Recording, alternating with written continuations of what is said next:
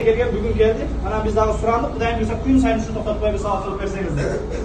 Hurmatlı atalar, abalar, buna oşun acılık amalın atkarı için Kırgızistan'dan kelip oturabız. Kudayım diyorsa bana keçe uğruna amallar vardığınızda, жақсат kalып aldığınızda. Sabahka degende başkada biraz adam azırak bolup kalып oturdu, şu жақсы емес. Bu acılık ömrümüzde bir jol bolup oturgan ibadat. Bu namaz emes, oroz emes, gün sayın, jıl sayın kele öyle turgan. Ömrümüzde bir jol bolup oturgan ibadat. Oşol kıyın bolgandığı için, maşakkat bolgandığı için Kuday Taala bir ile jol farz kılgan. Oşol nersede bir kemçilik getirip koyboylu dep, her birimizge 30 adamga bir 45 adamga bir acı başçı vergen.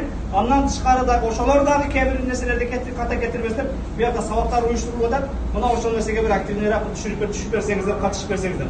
Antkeni bu nerse buna oşol bizi bilbegen nerselerdi yürütüp başka kılar.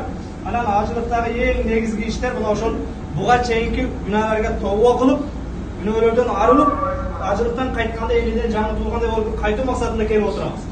Sabahka 5-6 adam kirdi, sırtқа çıksa 5-6 takсыға sigaret çekip turadi.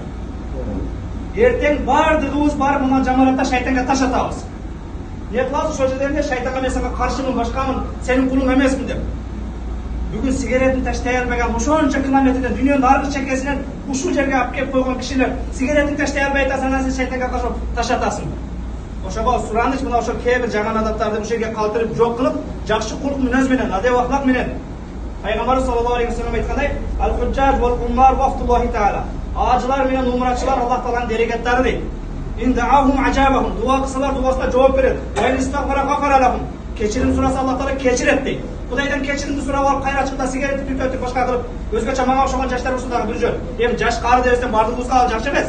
Бирок чоңдор, башкалар, аксакалдар, ошол нерсени бир абайласак, этияттасак, жақсы көрүнүш эмес. Бардыгыбыздын ошо Орта Азиядан келгенибиз, Кыргызстандан келгенибиз билинип турат. Жүзүбүздөн башкадан ошого бир ашык болуп, тооба кылыш максатында келдик. Ушул нерселерди эске алыңыздар. Дагы эле ошол ушак менен, гыйбат менен, көранбастык менен, насбай менен, сигарет менен кайтып кетпейли.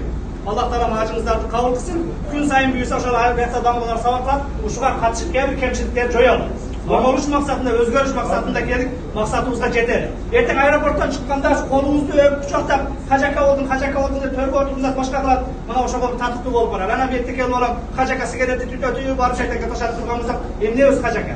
Ажылыктан максат адеп ахлак кулк мүнөздөрдү оңдош үчүн, мурдагы жаман иштерден арылыш үчүн.